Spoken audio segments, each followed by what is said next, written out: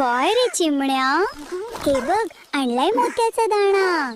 बघू बघू बघू, पण ठेवायचा कुठे? ठेवायचा कुठे?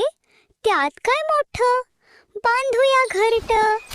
हो, झाडाच्या फांदीवर बांधूया छोटे घर. चला चला लवकर काम करू भरभर.